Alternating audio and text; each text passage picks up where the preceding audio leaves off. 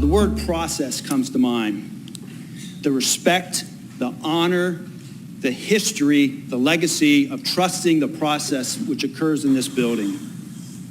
We're going to bypass that process for what appears to be a problem that we're looking for solutions to solve.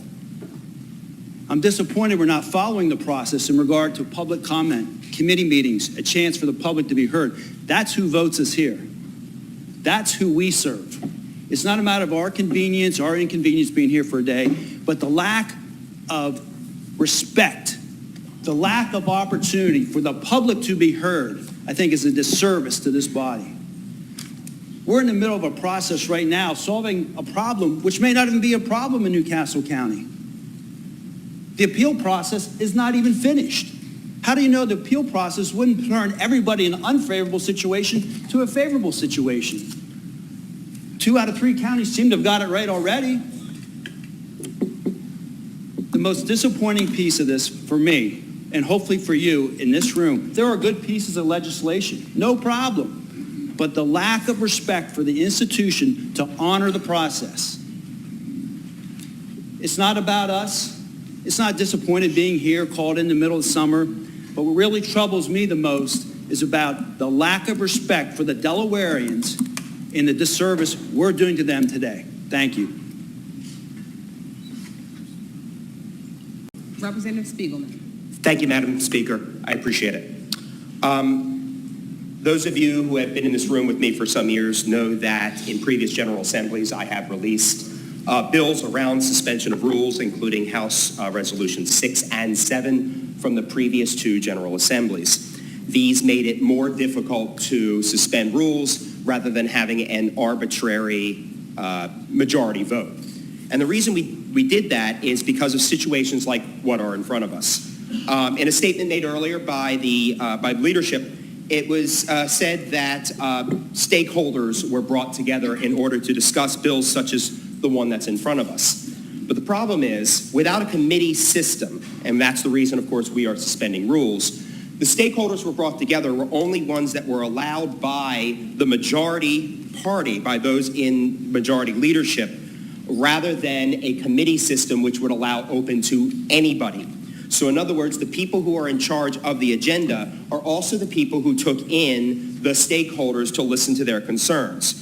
This could be why we have so many amendments to House Bill 241 and 242 coming up in a few minutes. This lack of public input silences the public. It silences the minority of public opinion, and it forces us into a situation to suspend rules, which also means that the Speaker herself cannot rule certain amendments out of order like she normally could on other legislation. This was unnecessary. It simply wasn't necessary to do this. We could have had committees. A lot of these issues could have been vetted out in our normal open government process. But to turn around and say, oh, well, we talked to the stakeholders and everybody's on board, to then have amendments such as these on important bills that affect the public, to then say, oh, well, this is an unprecedented situation, we have to do this. No, we did not have to do this. This suspension of rules is a slap in the face of the process, which has already been mentioned by Representative Urick, and it's a slap in the face to the people who will be affected by this, who didn't have the capacity to come to the General Assembly, to voice their concerns as they would if this was a normal process. I encourage my colleagues to vote no on the suspension of rules, not because I don't necessarily support helping the people, in particular in this case, I believe it's Newcastle County, but because we have a process for a reason. And Delaware's an open government state. In other words, we allow something that most other states don't. We allow the public, we invite the public, we encourage the public to come testify on bills that affect them. And that has been denied here because of a lack of a committee system, hence the need for a motion to suspend. Thank you. Representative Shoup. Thank you, Madam Chair. Privilege of the floor, please. Madam Speaker. I'm sorry, Madam Speaker. Privilege of the floor, please. Granted. Thank you. I wanted to respond to Representative Harris's comments about being the best choice, giving assistance to the taxpayers. And what I have seen through this process, in the last couple days and also in today has been nothing short of confusion and chaos. Our job here in this chamber is to protect the residents of Delaware. But today, no one in this chamber can say with authority of what these bills will do in the short and long-term impacts on residents, small businesses, on our taxes for the future of Delaware. And what we have seen throughout the last 6 months, but especially in this last week and today, is a lack of leadership to admit when they are in over their heads. We should pause. We should get the experts in the room to talk about what tax implications look like for residents. We should get the schools in the room. We should get the residents and create sound policy that is going to affect generations of Delawareans potentially. As we've said before, there's been no public comment, no committee process. There is only one thing that can happen today, and that is lawmakers screwing up our tax policy, our economic development, our prospects for jobs now and in the future for Delaware.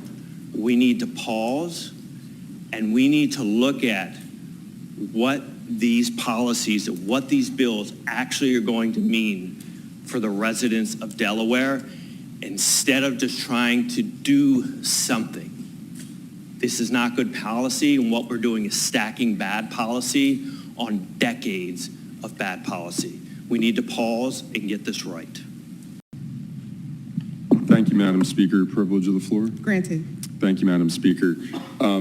Just in contention to what we're doing here today, the bills that we are hearing were the ones that were rushed through. Some of the ones that we aren't hearing, we've known for months and years, actually. So we didn't need a motion to suspend rules. We could have acted before it happened.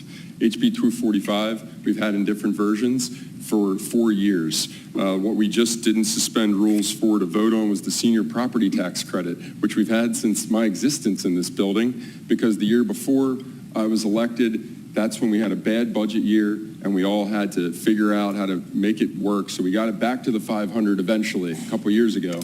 This was to raise it to 1,000. It's something that seniors would have felt immediately, okay?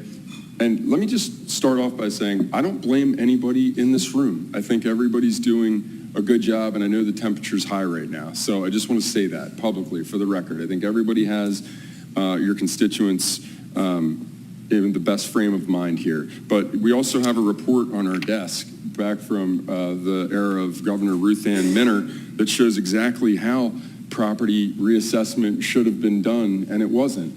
And Kent and Sussex County did do it correctly. But a lot of the things you're talking about, solving the problem, I mean, let's be real, that's a political theater comment. That is not real. We are not going to solve the problem, because until there's school funding reform, we're still kicking the can down the road every 5 years as we now continue to do the referendums, have this many school districts that overlap into different counties on top of an antiquated funding formula that has been around for over 80 years. I don't know about you, but my kids have definitely changed in the last 3 years, let alone the last 80 years on how we educate them. So while I appreciate what you're saying, the process is important. And while these are trying times, we had the ability to do some of these bills beforehand. To say that we didn't have the opportunity to and we're going to solve the problem now is false. I appreciate that Representative Bush didn't even stand up and object to me trying to suspend rules for his bill, because it's something he and I have worked on together forever. And regardless of how you voted, you know it's the right thing to do.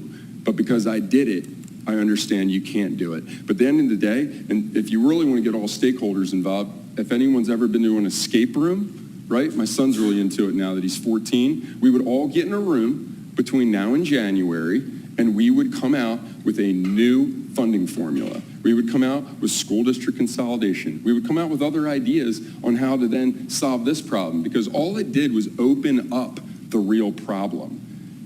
The leadership of Newcastle County in the past, the failed leadership, is why we're actually here today, because they kicked the can down the road. So now we have over 5,200 appeals in Newcastle County for people that are going to pay the tax from the appeal that they won't hear before the money's due. So if we really wanted to do it correctly, what we would do is say, Newcastle County, go back to the old tax code from last year, admit fault, and redo it. The public isn't looking like we're magicians and we're going to solve the problem. They're looking for somebody to admit they're wrong. To me, it's our former governor, who was our former county executive. But that's just one man's opinion. Thank you. Sure, current, past, whatever. Thank you. Thank you, Madam Speaker. Personal privilege. Granted. Thank you. I'm just going to repeat some of the things that some of the folks on both sides of the aisle have mentioned. Yeah, we're here in the 11th hour trying to fix a problem that didn't need to be fixed in the first place. This lawsuit the decision was given years ago that all three counties had to reassess and when it had to be done by. Kent County has sent out their second tax bill under the new reassessment. Half, I would say 10, 20, 30% of this year's tax bills have been paid already in Kent County.